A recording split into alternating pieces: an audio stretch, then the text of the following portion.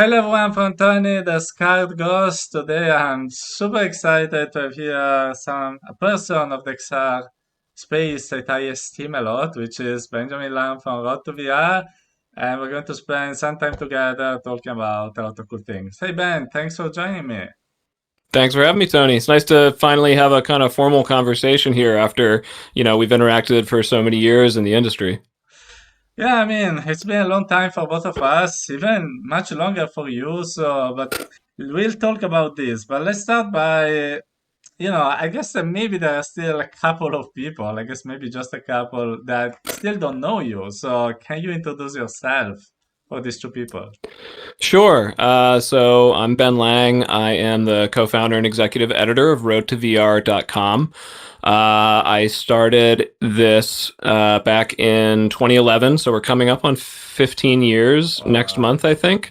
Yeah, I was really curious about virtual reality and augmented reality technology, kind of in the early days, actually, before Oculus was founded.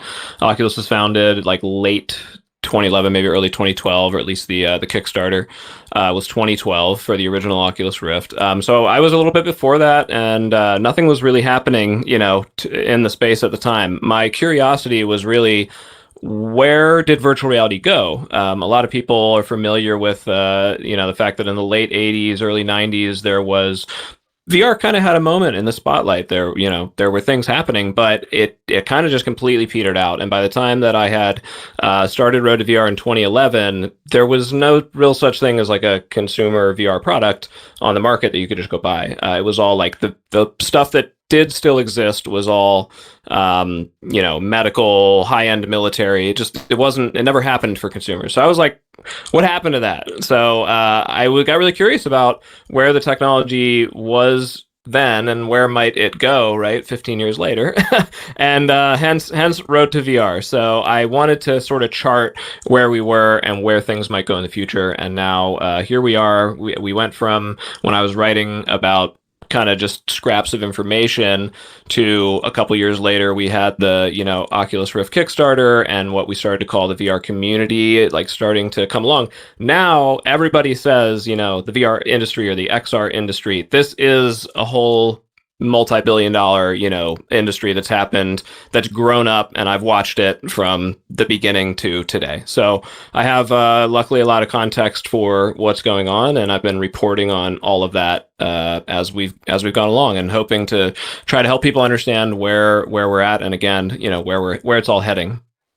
Yeah, that's pretty fascinating story because you started right before the Kickstarter campaign, and I always wondered if you had like the feeling that something was happening or it was just luck. I mean, you just had this passion and then the year Yeah. after something happened. Yeah, I mean, I'd love to say I just, it was total prophecy, but let's be honest, it was some luck. But I will say there was a the thesis behind it was at the time in 2010, 2011. I was actually doing tech journalism prior to RotaVR. I was writing about smartphones and tablets and pocket computers and all these things. So I was immersed sort of in the tech space, and I was seeing that we were having things like touchscreens, like Siri, like Connect and and what I was seeing in those things was that computing was moving away from a keyboard and a mouse or a controller, and it was starting to become more human centric. The way that we were interacting with our devices was starting to become more natural. And so I started to think about from that, like, where does this go as it becomes more and more natural? Sort of, it feels like that ultimate destination is not only are you like touching the digital content, you're actually looking at it. It's actually surrounding you, or it lives in your environment, right? So hence the I wonder what happened to VR, and where might it go in the future. So yeah, it was a bit of a hunch, and it was a bit of right time, right place. I started it when I was in college. I started Road to VR when I was in college, really as a total side hobby project, just to figure out, just to learn for myself what was going on. And by the time I graduated college, it was like, okay, people are actually interested and things are starting to happen. Should I go full time with this? And 15 years later or so, apparently I made a career out of it. Well, I think you deserve the success you have. I mean, I always mention you and my blog as my review hero since I love your I videos. appreciate that. I think you're a great journalist. I want to steal something of your knowledge. Before getting back to talking about VR, I want to talk about the intersection of VR and journalism and ask you, for instance, how for you is it writing a good review? So what are the criteria to write a good review, maybe about a game or about a hardware? Yeah. I try my hardest to not get wrapped up in the hype of stuff. And this isn't even purely a professional thing. I'm a pretty avid gamer. I like movies, right? We see trailers for games and movies, and they all look awesome. I just, for whatever reason, am pretty good at not letting my hype levels build something up. And I'm also not particularly forgiving about the circumstance of the thing's creation. The way that I approach reviews, and that's not to say I don't appreciate, all the hard work and the struggle that goes into making things, even if they don't turn out amazing. But the way that I tend to approach reviews is a pretty pragmatic thing as someone who does this as a job. My thought is my audience is the audience of readers, right? My job is to help them understand if the thing that I'm reviewing is worth their time and their money, right? If I'm serving any other purpose other than that, I don't think I'm doing them justice. I don't think I am giving my audience what I hope they get out of the site, right? So I do my best to, if something just isn't fun, I mean, that's like for game reviews, let's say, huge criteria is like, am I having fun, right? You can talk about the graphics and you talk about all this and all that, but like, if I'm not compelled to be going through this game, if I'm just not enjoying it, then I can't, I'm not going to let those other factors like, oh, it took 5 years to make and it was a miracle that it got off the ground or whatever. Again, appreciate all that. But when it comes to answering the question for my audience, is this worth your time and money? That's really where my focus is. So, I don't want it to like come off sounding like I don't care about developers. That's actually completely not the truth at all. That's just my kind of take on reviews. When it comes to developers, I mean, I'm like, ask around the industry. Like I've been hands-on with a lot of projects before they were ever announced, giving people advice on marketing and design and comfort. There's a lot of stuff that I do because I want to see great content. I want to see developers succeed. That's all really important for keeping this thing going. But I do occasionally get comments on like a review where I'm like, I didn't think this game really pulled it off. It didn't mesh. We didn't give it the best score in the world. And I'll get a comment that's like, you're destroying the VR industry. You are ruining this by giving this game a bad score. And I understand that reaction, but it kind of blows my mind because I think if you take, more than 10 seconds to come up with that knee-jerk reaction, you realize that if I'm artificially inflating a score of a game that I didn't really think I liked, but I thought, oh, this is going to hurt the industry, all I would be doing is setting an expectation for people. If I say this is a great game and really it was down here, but I was sort of fluffing it for the sake of the industry or the developer or something, all I'm doing is having people think, okay, the VR people are saying this game is great, but I don't think it's very good. So if this is what they're calling a great VR game, then there must not be very many great VR games, right? So I really think that honesty is actually in the industry's long-term interest. I think it is the healthiest thing you can do.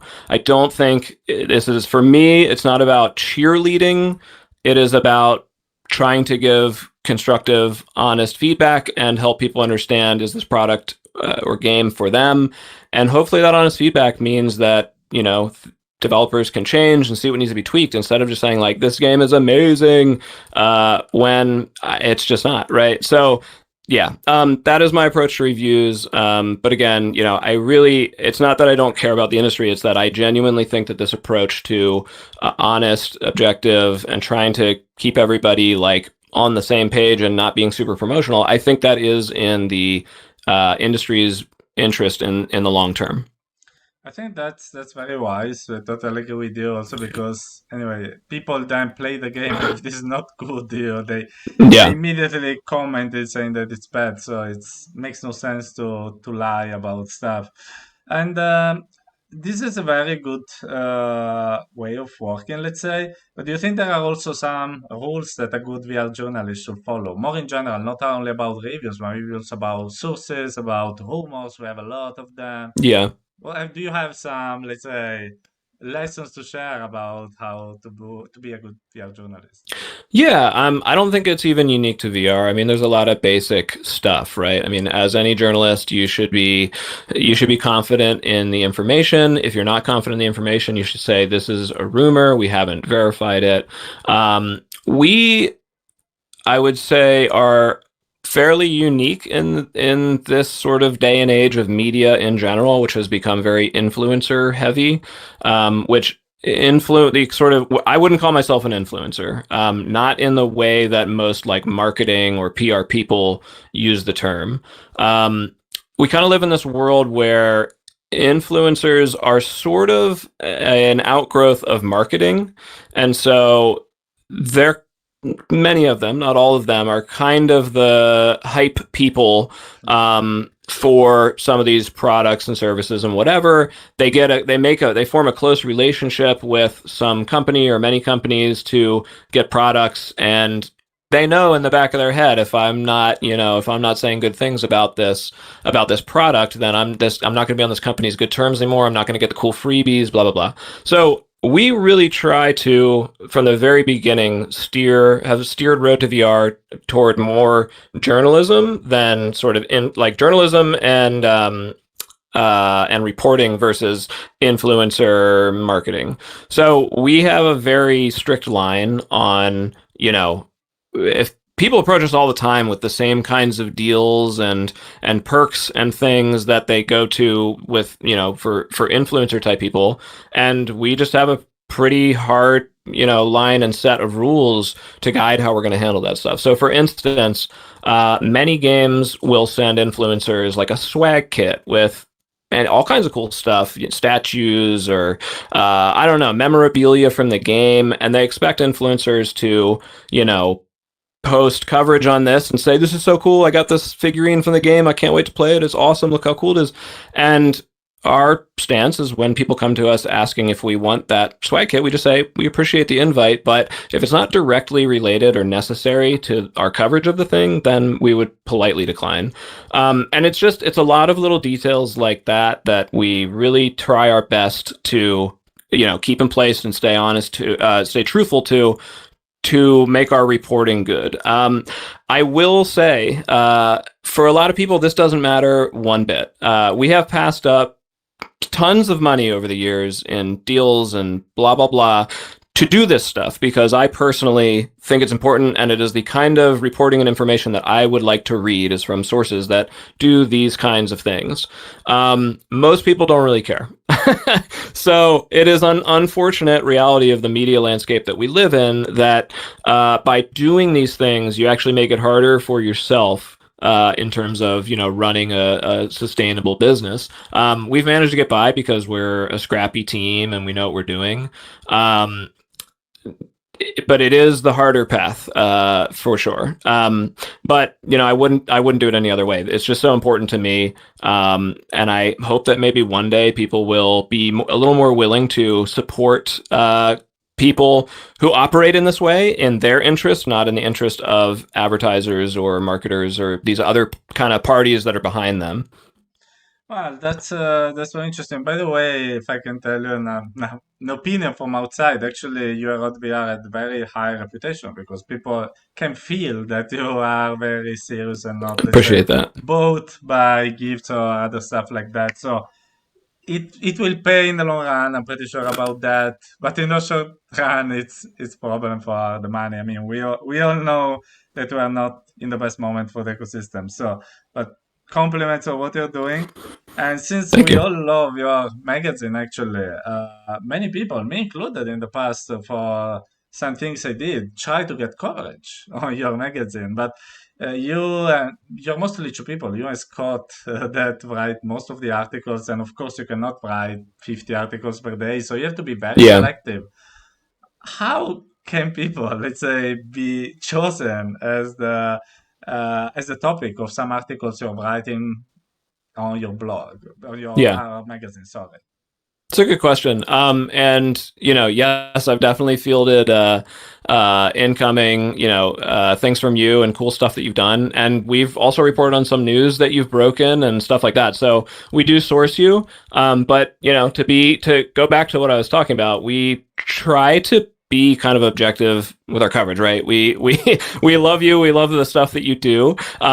But when you came out and have asked us in the past to maybe cover something that you were working on, it's not a guaranteed thing just because we have some kind of relationship, right? And that's important to us. Oh, So it comes down to two things. I mean, primary one is a bandwidth, right? As you said, we can't write 50 articles a day. I would love to. There are a lot of things that I have to pass on that I think are really interesting, but we simply don't have the time for it, unfortunately. That is kind of the number one thing that stops us from covering stuff. If I could cover everything that I found interesting, we'd have a lot more stuff going out the door. But you're right, we have to be selective about it. And what that ends up coming down to is usually just kind of a priority list, right? So something like what you were working on may have started at the top of the list. And I'm just using as an example.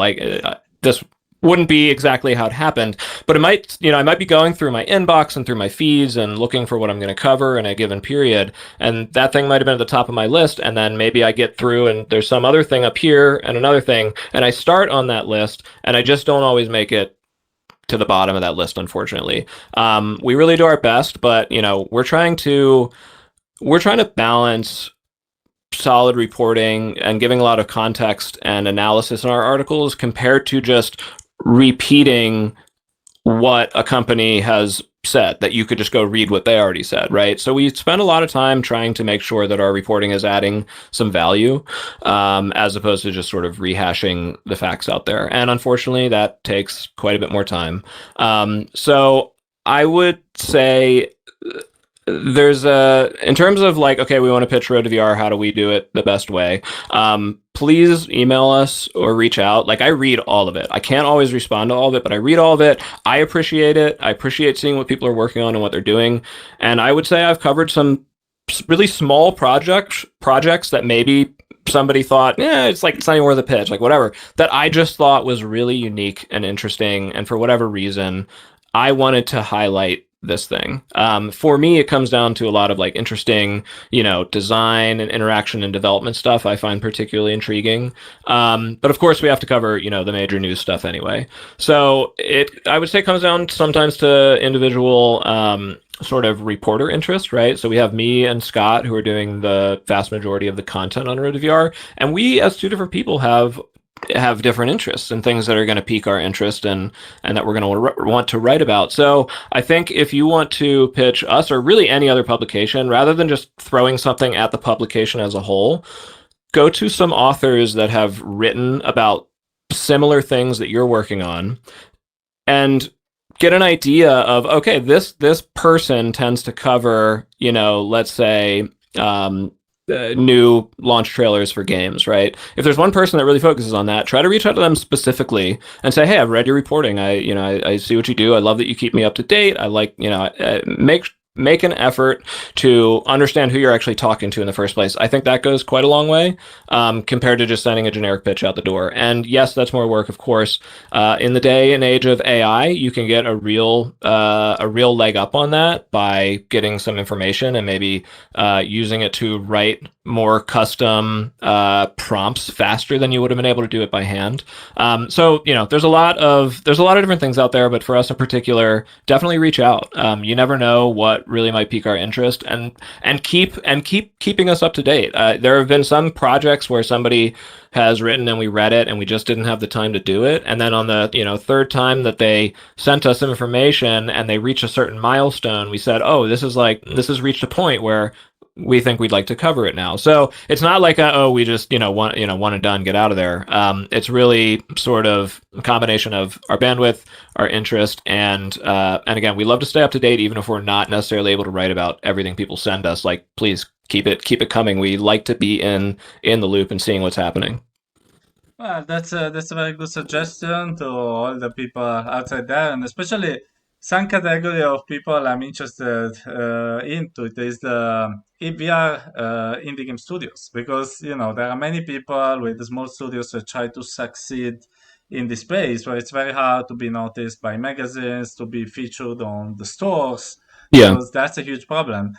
Since you work anyway between you're an expert of our ecosystem, you have knowledge about marketing, about journalism, etc. In general, what suggestion do you want to give maybe to these people to try to be noticed and be successful in general? So not only yeah, talking about being featured on your magazine. yeah. So are we talking like indie developers? Yes. Okay. Oh, so similar thing. It is definitely making sure that you understand your audience, right? And that's both who you're developing for and then who you are sort of pitching to try to find coverage. So let's just say there's other outlets out there. You should really spend, do your 30 minutes of basic research to understand what are like my top 5 targets that I would love to be able to be covered in, and go understand a little bit or learn a little bit, research a little bit about what is it that they do, right? Understand their mission. The closer you get to understanding who you're actually pitching to, the easier it's going to be. And again, like I say, I find it, tends to be very valuable to go find a specific person rather than just the name of the organization and send it to some generic, inbox. If you can find a specific person and reach out to that specific person and they've covered stuff that you've done before, or I'm sorry, covered things that are similar to what you're working on, they're probably interested in what you're working on too. And you can, make that pitch to them. I think also there is I would say, a minimum bar of polish that is somewhat important. Ideally, when you're sort of pitching your game or app or whatever it is, you should think about how do I make this as easy as possible for the person to cover me? In many cases, one of the biggest things to do for that is approach them with a thesis. Don't just say, I'm making a game. Look at it. It's fun, right? Approach them with a thesis. I'm making a game. It has this particularly unique feature that I've spent a lot of time on that does X, Y, and Z better than, any other game in its genre, right? Help them have an angle. They don't necessarily have to take your angle, but if you approach them with an angle for what makes your thing unique, that is going to get you so much farther than just coming and saying, I'm working on a thing, please look at it and figure out what's interesting about it, and do that work for me to figure out what's interesting to tell your audience about. Much more effective if you have inside your own head an idea of what makes your game unique and stand out, what you're especially proud of with this thing. And I think that's not even just for marketing. Like, if you're building something, you can't just build like a similarly good version of another thing that's very similar, right? Otherwise, why would people who are already using that go to another thing? There's got to be a standout feature. There's got to be a hook that really makes people want to try your experience. So you should know that from the beginning, and be actively building your app to foster this hook that you're creating. And then that all ends up, that doing that basic groundwork of knowing what is my hook, what am I trying to do to make this game stand out, like a very specific thing, not just like I'm making a great shooter. It's like it should be a very specific thing. I'm making a shooter which has the best weapon handling or the best weapon customization ever seen in VR, right? You gotta believe that you're building that and deliver it. Otherwise, you're just making a shooter, and there's lots of them out there. So yeah, it's be specific about sort of your vision, and once you do that work to know what you're building in the first place, it's going to be so much easier to pitch your thing, right? Because if you started with that thesis in building the product, you're not inventing a story out of thin air from what you made. You are sort of, staying true to what you're actually working on in the first place, and that'll make everything else easier. It'll make trailers easier. It'll make pitching easier. It'll make selling easier. So yeah. that's a great advice. I think it's a very good advice for all the indie developers out there. And I want to ask you another advice about another topic because one of the, let's say, columns I like the most about VR is you delving into VR design, so Hmm. interaction design of VR experiences, etc.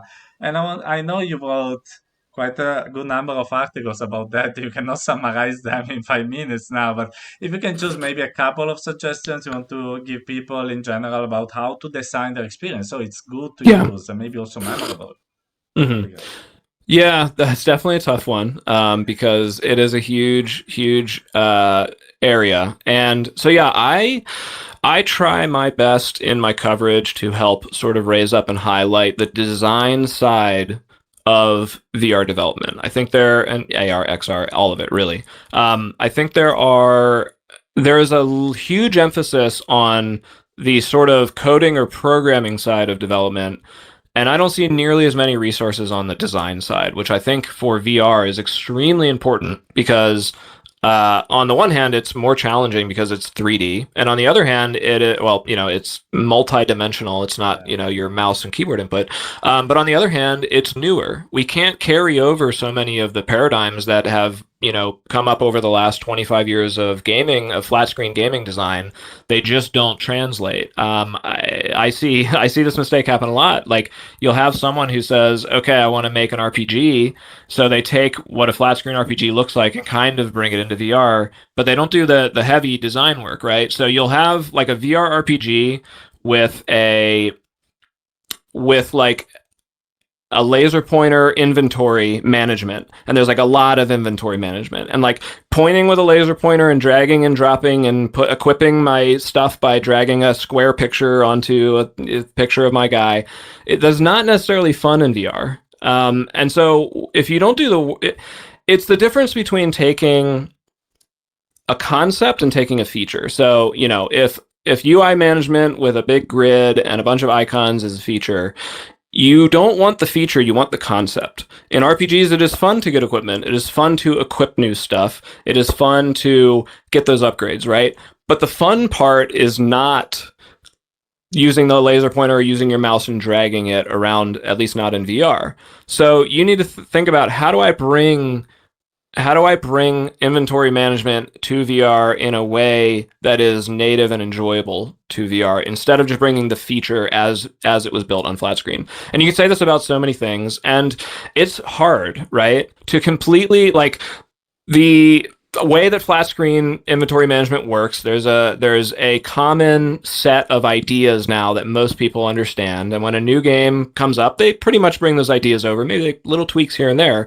But for VR, you're in fairly uncharted territory, and so I think the best way to approach this is actually not invent it from scratch if you don't have to, because there are a lot of VR games out there, and there is a lot of really smart design out there that, if you have a wide enough knowledge of having played enough VR content, you will see some really smart little things that people have done: inventory management, weapon management, how a door works. Like, all this stuff is out there, and it pains me to see VR developers spend a ton of time reinventing them when another developer has already showed a pretty darn good shot at it, like a good starting point that could be brought over and adopted, save you a bunch of time, and let you work on your actual unique thing that no one else has done yet, right? So that's the whole reason why you mentioned I have this video series, an article series called Inside XR Design. I'm sure you can find, if anyone's interested, just search it on YouTube. It's all there. In those videos, I'm trying my hardest to find games that are doing things uniquely well, that have not been recognized, or we haven't seen that their contribution to the design repeated anywhere. It hasn't made its way into the design language of VR for a million reasons. Sometimes the game's not popular enough, or it's hard to people don't want to put on the headset and look at it and say, okay, I'm going to recreate it, and I'm going to take off the headset and jump into my game, right? It's difficult. So I'm trying to get those ideas out of the headset for people so they don't have to go in themselves and look at it, put them in a video, make it accessible. I want everybody to learn from this stuff. maybe even learn what people have done wrong, right? That's important too. Um, and I want people to be able to build on this. Why I would hate to see developer waste time trying to rethink about again how exactly should a door open when there's great examples of the best way to do that out there already, or how do we spawn people, how do we move people comfortably? Like there's all these what I think of in my head as lessons out here where I've played these games and said, wow, look at that. They did an awesome job with that.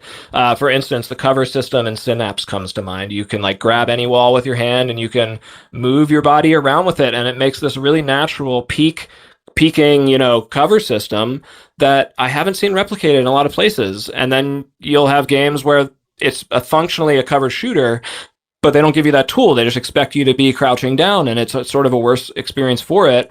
Why not attach that feature? Like, there's so many of these little lessons. So Inside XR Design is there to try to highlight some of these interesting design contributions. Less development, more on the design, the why behind how it works, as opposed to the how it works, like coding and programming. And yeah, there's 1,000 things, and it's tough for VR developers. I absolutely understand that, and that's sort of why I think trying to build upon the base foundation of what's been done already gets you so much further than going in and saying, I have to make every single system and feature from scratch as if no one else has done it before. So yeah, it's sometimes people are trying to carry over features from the flat screen stuff, which is not good. And other times people are trying to recreate VR native features from scratch, which is also, it's not the worst thing, but it's going to take you a lot more time and effort. So finding the VR version of the flat screen feature and going from there, I think, tends to elevate VR games to be more immersive and more interesting. And frankly, a VR game needs to be more fun to play in a headset than it would be on a flat screen. That's like a critical bar. Otherwise, why would I put on the headset in the first place? Wow, that's amazing. So now I want to get back, let's say, to the origins. You said you started in 2011, and now it's almost 15 years, etc. So, how have you seen the evolution of the XR ecosystem? I mean, what has remained the same? What has changed? What has gone in a different ways from the original plan? I mean, what's your perception of the evolution of the space in the last 15 years? Yeah. That's a good question. I think the thing that stands out to me probably is that I think hardware, like headsets, let's talk about VR in particular, has evolved less slowly than I would have expected. I mean, yes, let's go back 15, 14 years to the Rift DK1. We have come a long way since then. But, since let's say the Oculus Rift CV1, the first Oculus headset, it had 6-off tracking, and not too long after launch, it had full motion controllers. Things are not fundamentally different. The headsets are functionally in the same, class of size and weight. We have the same tracking features for 6-off on head and hands. There's definitely improvements to the experience generally. Standalone is a big help. Wireless is a big help. Inside-out tracking is huge. But like the box that we wear on our head, I still would have forecasted, or at least hoped, would change faster, become smaller, more comfortable. But we're still kind of in the same place. My hope is that once we sort of reach all the good enough levels of things like field of view and resolution, then the size will start coming down, right? Because we exist in this space where at the beginning, resolution had to be like the most important thing, right? It was just screen door effect and all of that was really rough. It was distracting. It reduced immersion. So we had to get that up, right? So in order to increase the resolution, it'd be very difficult to both increase the number of pixels on the screen while also shrinking the size of the screen. That's like doing, double the work all at once. So the headsets have, I think, stayed the same largely because we've wanted to get like the baseline, like the tracking and the resolution and the various features up to where it's like we're good enough and we don't have to go any further, right? I'm in a Vision Pro right now, and the resolution on this thing,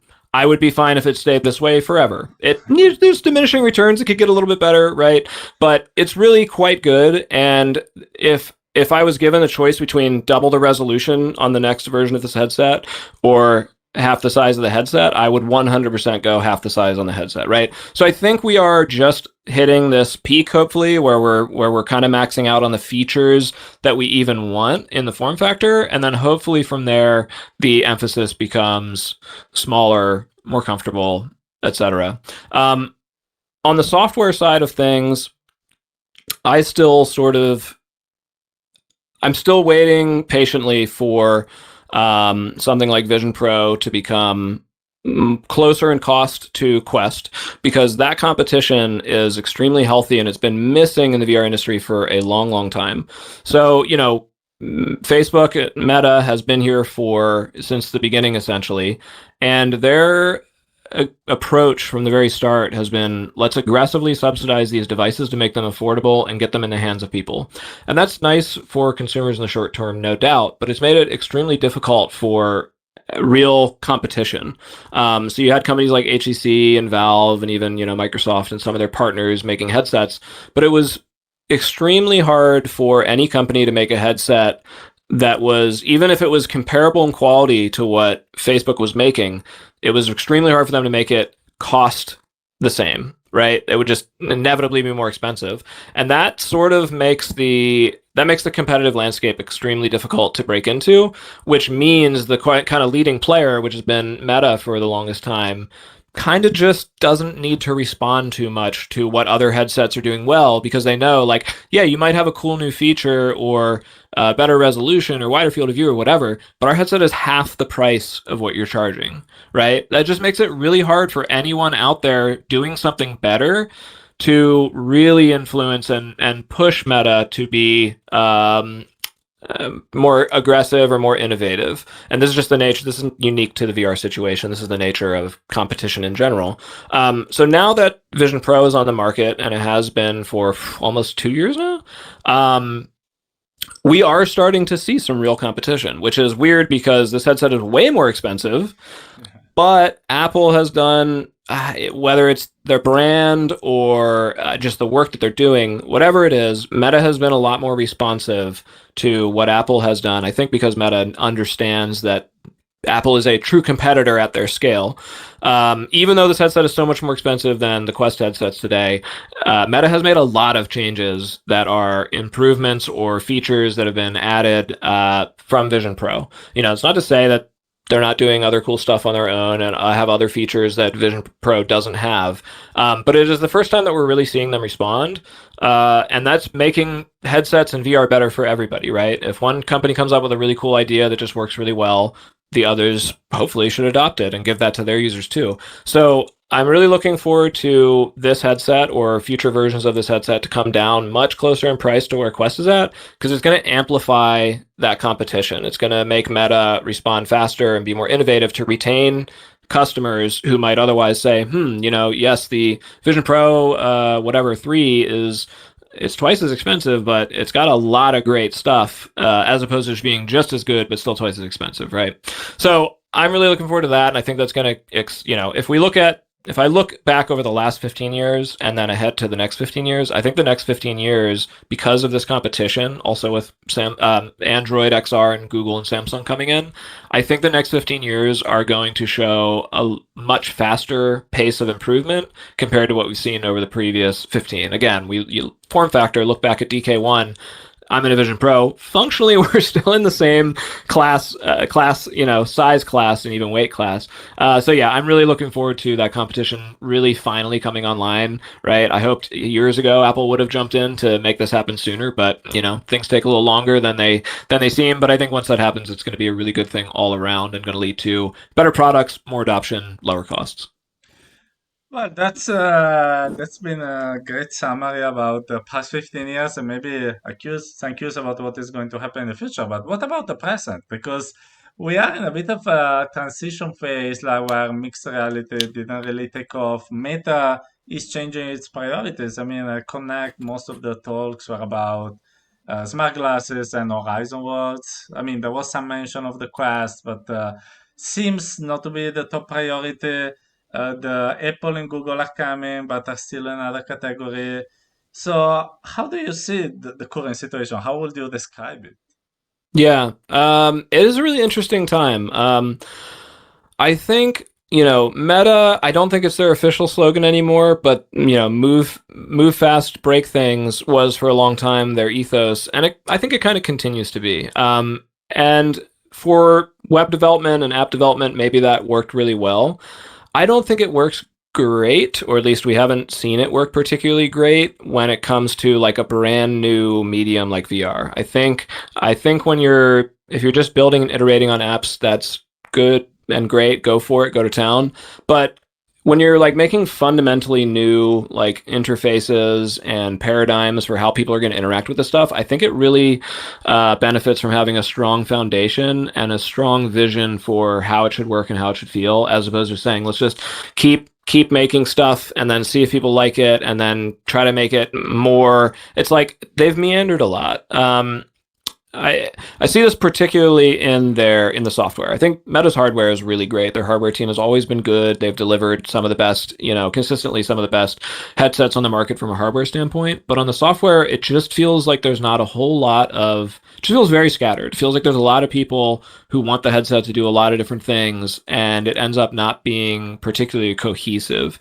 And now I think we're seeing that sort of scatteredness of just kind of wanting to chase after what looks like it is doing well as it happens. We're seeing that sort of now with the headsets too. So I think Meta saw that their smart glasses did well, and so of course they want to pursue that. My hope is that what looks in the near term right now, like in the next 1 to 2 years, what looks like a distraction for Meta is actually part of a longer plan that actually plays out in the long run. And I don't think that's impossible. I think Zuck actually does have a very long-term outlook, as he claims to. I mean, he was the one, starting this stuff up back when they acquired Oculus. I think it was 2014, if I recall correctly. He did it thinking 10 years later we want to have something, right, and we need to start that project now in order to be there before other people are. So I do think he has a genuinely long-term view, and so I'm hoping that this distraction from VR or immersive XR is actually just two things happening from two different sides. So right now, of course, they need to deliver on a product that they see as working. It's just they're not going to work on that, which is trying to expand the glasses. But I do think that while the glasses are like starting small with the minimum features and then trying to add more as you go, and then you've got the VR headsets or AR headsets, XR headsets, whatever you want to call them, mixed reality, whatever Meta's calling them now, is like starting with the maximal feature set and then trying to make it smaller, right? And I don't think those things can't happen and exist simultaneously and eventually hopefully meet in the middle, right? Ideally, we're trying to make the headsets smaller and more comfortable, and ideally we're trying to load what is today smart glasses with just an AI chat assistant or a tiny static display. Hopefully we're trying to get more wider fields of view, more tracking, more immersive features in there. So I empathize with the feeling of it being like, oh no, it feels like they're like forgetting about VR because in this last Connect we didn't hear a lot about it because I'm a player, I'm a user of the headset. Obviously, I'm very immersed in the technology. But looking at this longer term, I hope it's not going to turn out to actually be a distraction, but it's actually sort of two parallel tracks that are hopefully going to converge at some point. And again, I think the pace of this will all be dictated based on what the competition looks like, right? So Apple is probably doing something very similar. They're probably in their labs working on something that again is more like focuses heavily on form factor at the cost of some features, whereas Vision Pro is like heavily features and it costs some form factor. I think they're going to do the same thing, and depending upon who hits the market at what time and what the response is, that's going to drive the pace of which one gets pushed faster at any given moment. But in the end, I think they do all sort of converge. We want to be able to wear something that is comfortable, that can be immersive, but can also be like get out of the way and not annoy us, right? It would be great to be able to walk out the door and see nothing on my display except for floating turn-by-turn directions when I want them. And then when I walk back in my door, have a whole room full of virtual apps pinned to my walls, the weather, my mail, my calendar, and then hit another button on the same headset that takes me to a fully immersive social space to hang out with some friends or play games, right? We want that all in one headset. What we're seeing right now is the very beginning of the little glasses headset on this side, and we're seeing the larger headsets on this side. We want them. We want all that to be in one. All the features, tiny package. I think that's where Meta's heading. So what might seem like a distraction, I think, is actually burning the candle from both ends. Well, I agree with you. And by the way, there is one thing that we have in common that, as you said in the beginning, we both you and me are not easy to get excited about something. We don't fall too much for the hype. And I want to ask you, is there something that you have tried maybe in the last 12 months or whatever that instead you said, oh, this is really cool? I mean, whatever can be software, can be hardware. One thing that you really said, okay, this can have interesting ripple effects for the future. Yeah. I would say actually most recently it would be the neural band that is shipping with the Ray-Ban display. So from the perspective of an XR person who a 20-degree static HUD display and glasses doesn't excite me too much. The neural band that comes with the glasses, which is used for the input, it's basically like pinching, looking and pinching with Vision Pro, which works really well, but without needing to have your hands within the field of view of the camera, which is a big benefit because if you're going to be walking around outside and you want to interact with your headset, like start a music track, you don't want to talk to your headset in public. It's just weird, and it's probably not ever going to seem normal if you're in a crowded space and you start talking to your device. But being able to have a wristband that can be down at your side and you can make really subtle pinch and swipe gestures to be navigating what's on the screen, I think that is I think that's the future of input for sort of all-day devices for a long time, right? For immersive games, we're going to want the full hand tracking, the full controller tracking. But if you just need to be able to navigate a menu and, hit a thumbs up a message or start a song or, what have you, being able to do it in a very tiny, like with really little motions, I think for AR glasses and stuff where you want to be outside, that's going to be the way to go for a long time.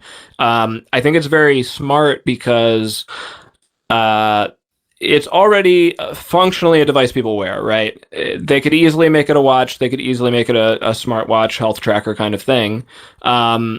And so it's not like something brand new. It's not like telling people, hey, wear like a special backpack or wear like a heavy necklace that has this technology in it. It's just something many people are already wearing, and would make sense. Like even if you only used it to control your glasses 5% of the time, if you're still getting watch and alarms and health tracking out of it, it's already a good product, right? I'm wearing a smartwatch right now. You can't see it because this isn't my real hand, but I'm already getting all that value out of it. So if you can take all that value that people already know in a smartwatch and then add the technology that you need to be able to do these like really subtle inputs, I think that's just like it's like a pure win. There's really minimal downside to it. And so why it's exciting is not just because it's a good idea, but what they showed works really well. At least in, the 15 to 30 minutes that I had to test it myself, zero calibration,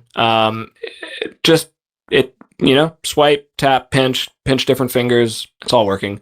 So that's the thing that's exciting me going forward. I would actually, so I'm in Vision Pro, great headset for a lot of reasons. The pinching works great. The one problem with it is when your hand is out of the field of view of the camera and it can't see it, which is rare because they have the downward facing cameras, but it does happen. If Apple said, hey, we could, instead of watching your hands with the cameras, we could just do the sensing with the watch and do exactly the same look and pinch for the interface, but we're going to sense it with the watch, I would say, yes, please do it. I think it would make it more consistent. I think it's better for for the basic need of pointing and clicking on a thing or making selections. I think that is the better approach. Again, obviously you want full hand tracking for different reasons, controller tracking, all that stuff. But yeah, so that is what I think is sort of the wow, like ripple effect in the next couple of years. I think this is going to become the way for a lot of outdoor devices. Whereas I think just like on this headset, we'll see an Android XR and probably future Quest headsets that the camera-based look to pinch with eye tracking will probably be the way for devices like this in the near future. And then again, hopefully, we have some convergence eventually. I hope so. So, luckily, we are getting towards the end of this interview, and I want to ask you, as let's say, the final question. Since you have been in the space for a lot of time, do you have a fun story, maybe from the early days, that you want to share with us? I have a few, but I will share one for now. Maybe more another time. One that comes to mind is think it was one of the early Connect conferences back when it was still Oculus Connect, back when Palmer was still with the company. Oh, So I was there attending the event to cover it for press.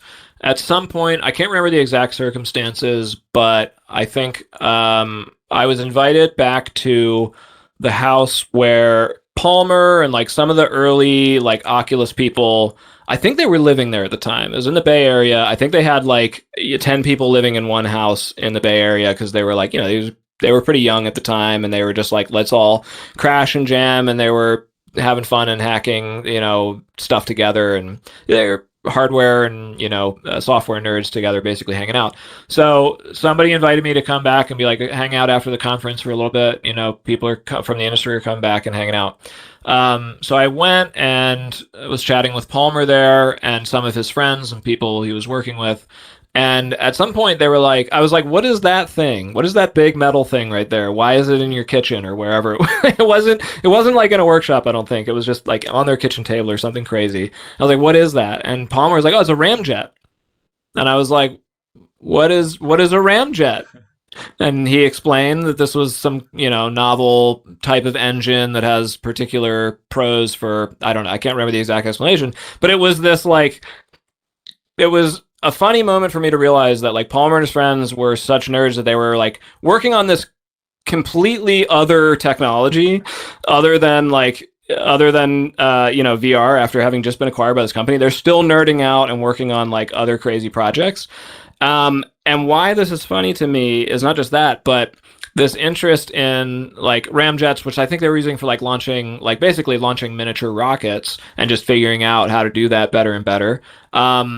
It was the earliest glimpse that I have looking back that foretold where Palmer ended up where he is now, which is after getting kicked out of Facebook or Meta, he founded a military contracting company and basically started building this kind of technology as a full-time thing. So it was like that was like a little hint that he had this other interest in him that so many years later I saw translate into him getting super serious about it and saying, we can build this stuff. Like, I can build a headset, I can build this stuff. And obviously, the company Anduril has become really successful, raised a ton of money, big valuation. So pretty funny. Like, so on the one hand, you have a guy who had a huge, as far as startups go, huge acquisition on a thing that he built.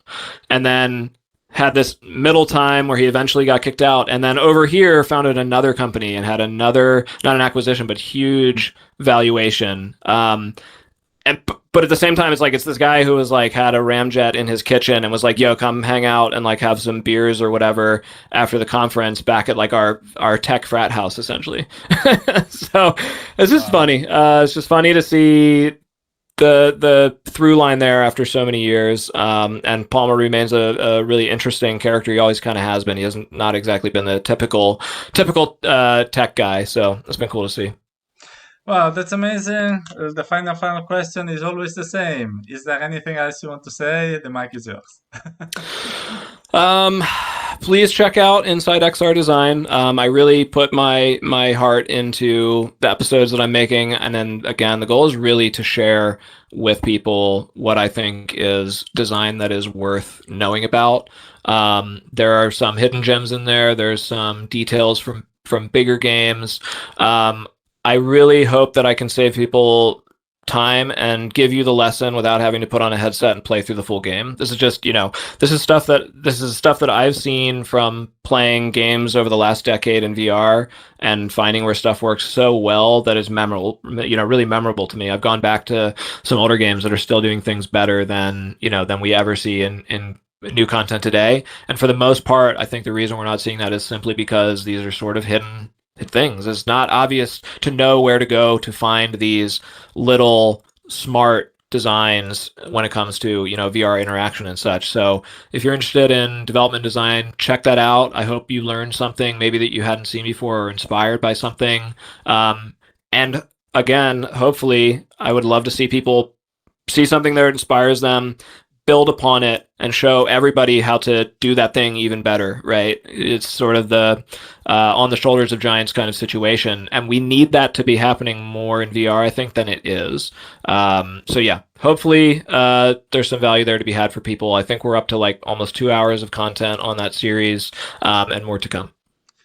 That's amazing. So thanks, Ben, for being part of this interview. Thanks for sharing your knowledge. I have to say, you public, you're amazing. One of the best journalists we have in our space. Thank you. And thank you also for everyone watching or reading this interview. Have everyone a good day next time. Thank you. Bye Thank you, bye. Tony. Appreciate it.